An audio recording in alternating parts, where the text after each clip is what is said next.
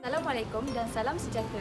Pertama sekali, terima kasih diucapkan kepada Dr. Muhammad Syukri Jalil yang mengajar kami CTU 231 pada semester ini.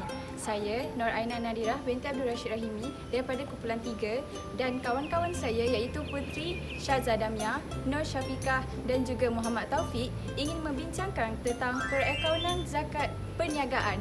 Apa yang kamu tahu tentang topik ini? Mari kita lihat. Assalamualaikum warahmatullahi wabarakatuh. Nama saya Nur Syafiqah binti Muhammad Zakaria dari kelas AC1103R. Saya akan membentangkan pengenalan zakat perniagaan.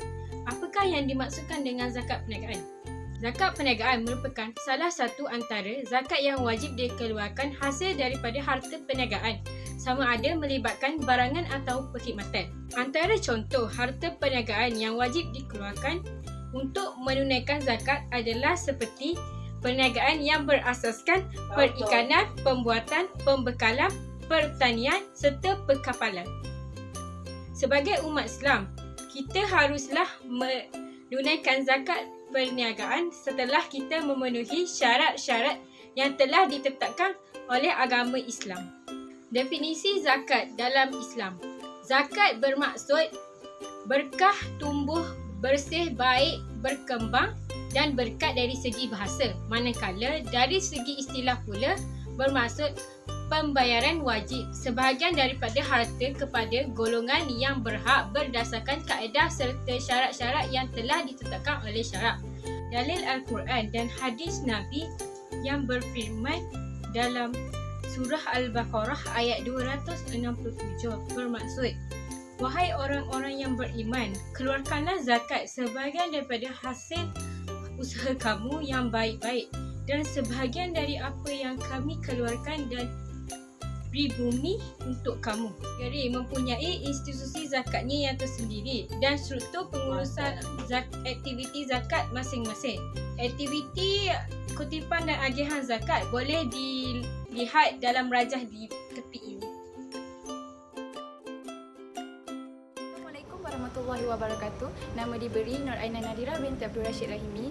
Saya akan menceritakan tentang syarat-syarat yang diwajibkan untuk membayar zakat perniagaan. Pertamanya ialah Islam dan merdeka. Pemilik harta haruslah tergolong daripada kalangan orang yang beragama Islam. Hal ini kerana hanya umat Islam sahaja yang diwajibkan untuk membayar zakat. Yang kedua, sempurna milik.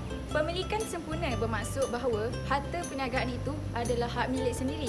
Orang lain tidak berhak ke atas harta tersebut. Yang terakhir, barang perniagaan yang halal.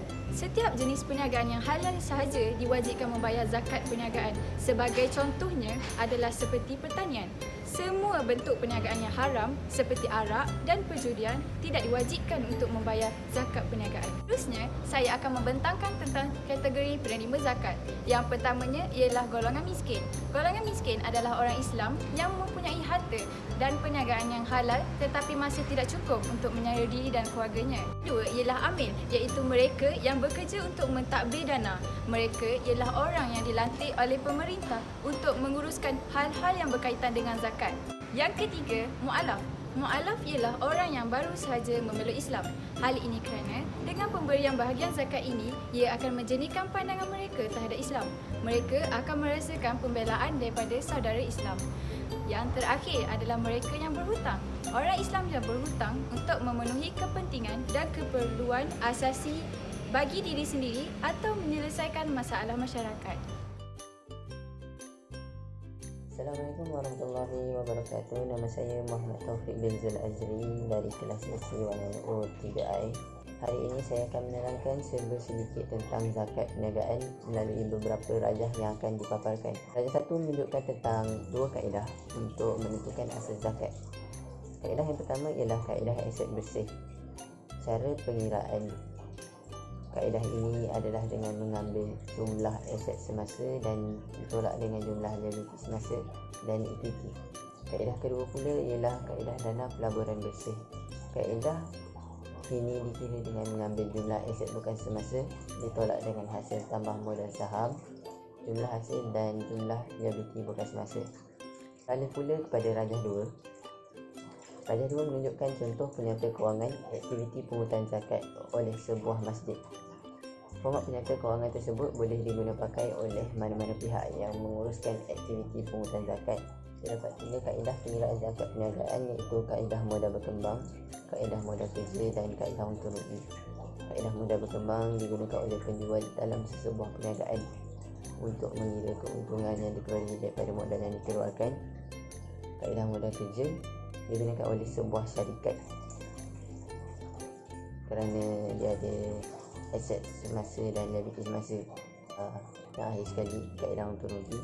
Kaedah untung rugi ni jarang digunakan berbanding yang dua sebelum ni, kerana kaedah untung rugi ni hanya sesuai untuk perniagaan yang kecil yang mana tiada penata kewangan dan akaun-akaun yang terlibat.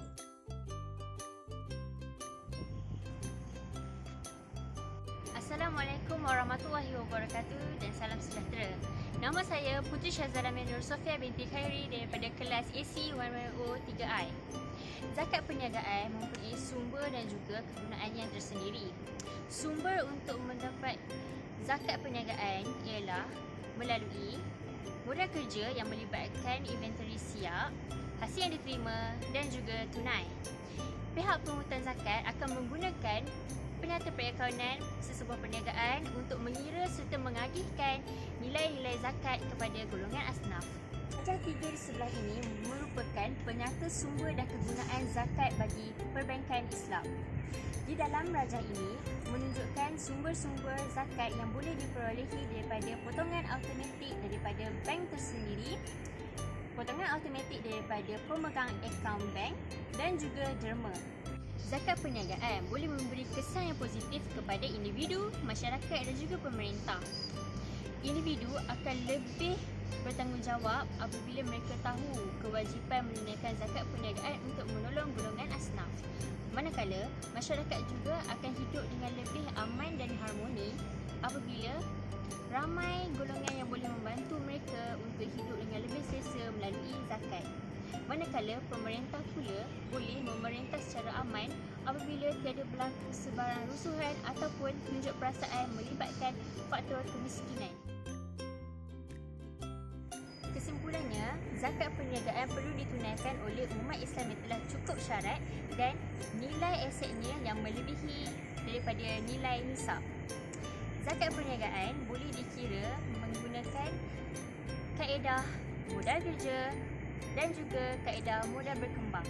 Tapi, kita juga boleh menggunakan kaedah untung rugi bagi perniagaan yang kecil kerana kaedah modal kerja dan juga kaedah modal berkembang khas untuk perniagaan-perniagaan yang besar.